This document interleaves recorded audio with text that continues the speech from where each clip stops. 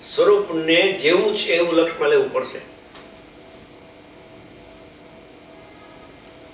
કે એક સમય પૂરતો તો મિથ્યા દર્શન છે, તે સમય તો કરતા થઈ ગયો કે નહીં આત્મા, કે તે સમય કરતા રહ્યો છે.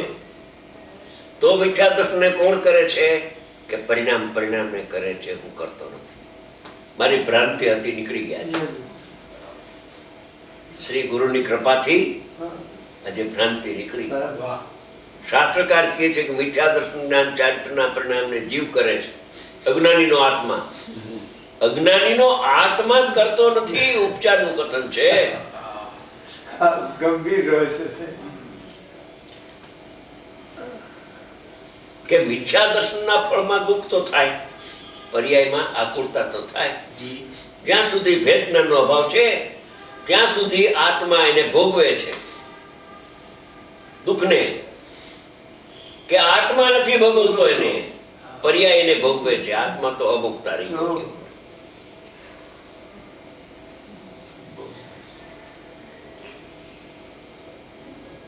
હવે અનુભવ થયા પછી તો અકર્તા ને અભોગતા બધાય ગઈ.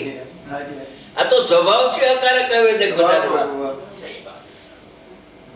નિબોધનો આત્મા અકારક અવેદક રૂપે રહ્યો છે. ભગવાન આત્મા, ભગવાન કેવો હોય તમે રાગને કરે છે, દુઃખને ભોગવે છે, તો ભગવાન તમારે ક્યાં શ્રદ્ધા મરી?